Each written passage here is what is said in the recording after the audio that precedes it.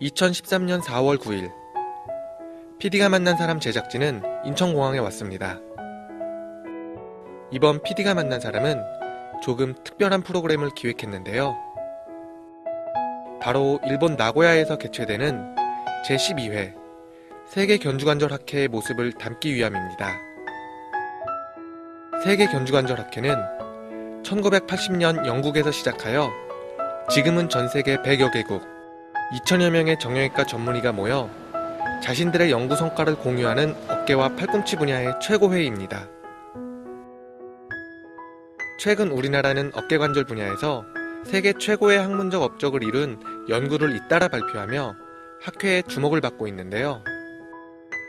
자, 그럼 일본 나고야로 출발하겠습니다. 나고야시는 아이치현의 현청 소재지로 일본에서 네 번째로 인구가 많은 도시이며 수도권, 게이안신 다음 가는 규모를 갖고 있는 주쿄권의 중심 도시입니다. 도요타시와 같은 주변 도시와 함께 세계에서도 유수한 자동차 공업지역을 형성하고 있는데요. 학회가 열리는 나고야 국제회의장은 나고야의 부도시민 가나야마 남쪽에 위치하고 있으며 크고 작은 회의장과 다목적 공간, 다용도 편의시설을 갖추고 있는 대규모 종합시설입니다. 우리나라의 많은 정형외과 전문의도 이번 학회에 참석했는데요. 그 중에서도 이번 학회 최우수 논문 후보에 선정되어 초청받은 인물과 함께했습니다. 네, 정형외과에서도 올림픽 같은 게 있습니다. 즉 매년 열리는 게 아니라 3년마다 전 세계에서 대륙을 돌아가면서 열리는 학회가 있는데요. 이번이 한 3년 만에 돌아오는 해고, 이게 세계 견주관절 학회입니다. 세계에서 가장 큰 학회 중에 하나인데요. 3년 만에 이번에는 일본에서 열리기로 결정되었고, 그게 나고야입니다. 여기서 저는 세계 견주관절 학회가 선정한 최고의 학술상 후보에 지금 올라와 있습니다. 그래서 시상식 참석 겸 제 논문 발표를 위해서 왔고요. 그와 더불어 또 강의가 있습니다. 그래서 강의를 하기 위해서 지금 나고야까지 왔습니다. 이상훈 박사는 아시아인으로선 유일하게 미국 정형외과 학회 학술대회에서 견관절 관련 논문을 발표하는 등 어깨와 팔꿈치 수술 분야에서는 이미 한국을 넘어 세계 의료계의 두각을 나타내고 있는 인물입니다. 항상 새로운 수술법과 치료 방법을 개발하고 증명해냄으로써 세계 의학을 이끌어왔기 때문일 것입니다. 그는 이번 학회에서 최우수 학술상 후보에 오른 어깨의 회전근개 견갑하근 파열에 따른 관절경 수술의 새로운 기법에 관한 논문 발표와 팔꿈치, 테니스 엘보 줄기세포 치료의 임상 연구에 대한 강의를 진행할 예정입니다. 국제학술대회에서 일단 강의한다는 것은 사실 큰 영광입니다.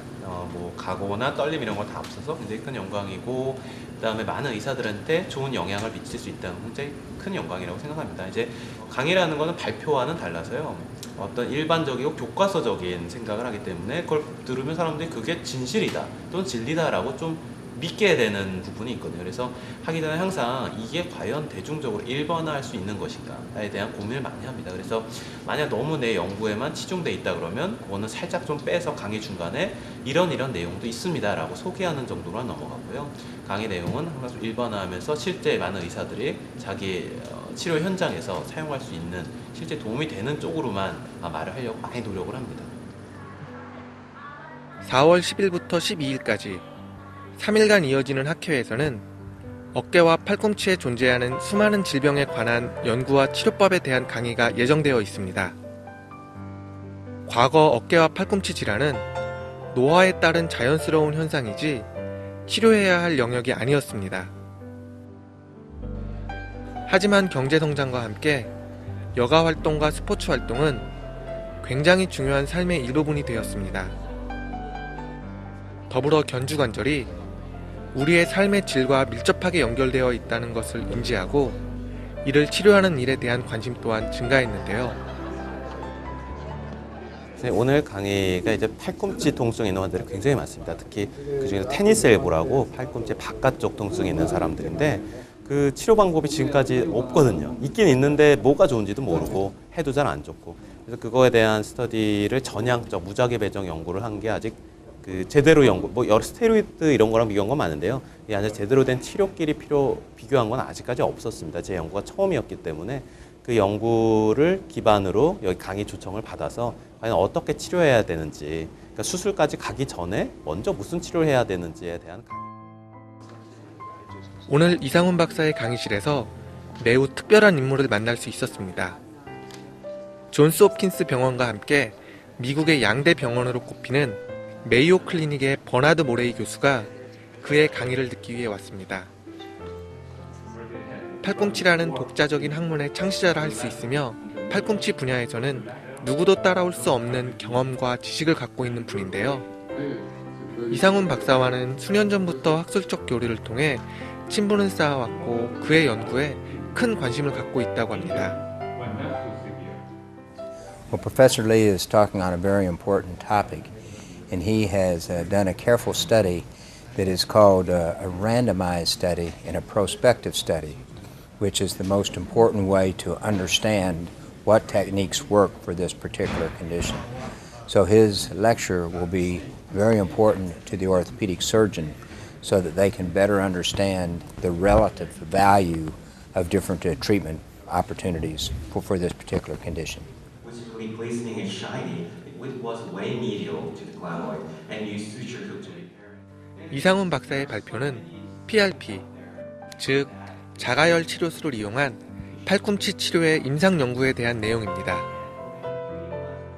PRP란 환자로부터 혈액을 채취해 원심 분리기로 혈소판을 분리한 뒤 농축된 혈소판을 인대, 연골에 주사하는 자가율의 혈소판 재생 치료술을 말하는데요.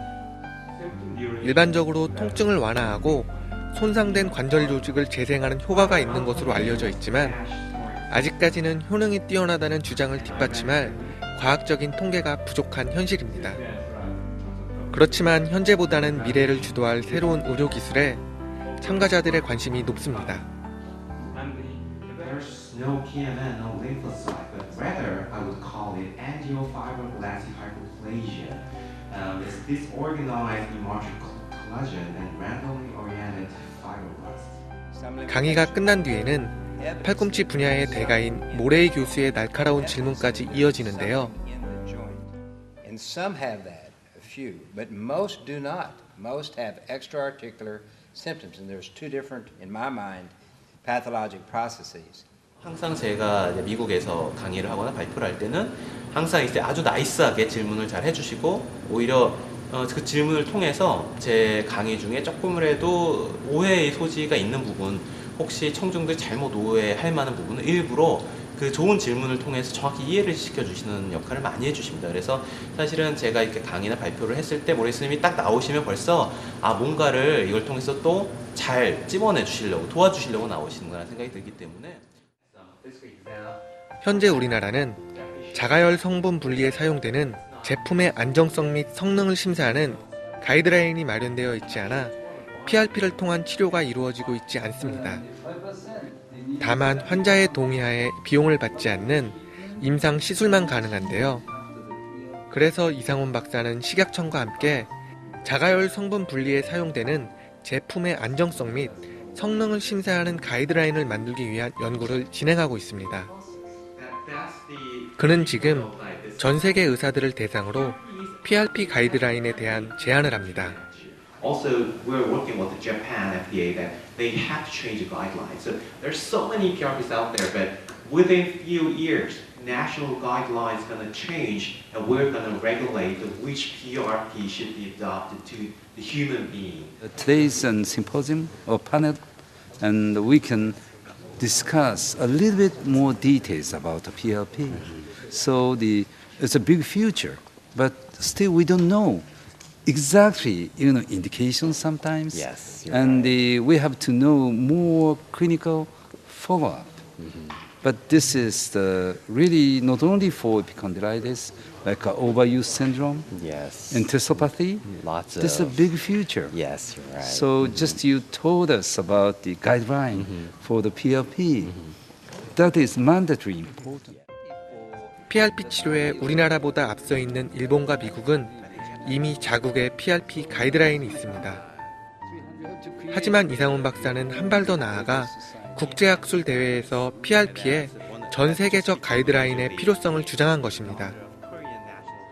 근데 미국이나 일본에서도 이거에 대한 가이드라인이 있긴 있지만 정확히 아직 정의가 되어 있지 않습니다. 더군다나 제가 요번에 그 가이드라인이 필요하다라는 걸 제시를 한 거는 제가 일단 국내에서 식약청과 함께 한국형 가이드라인을 제작 중에 있습니다.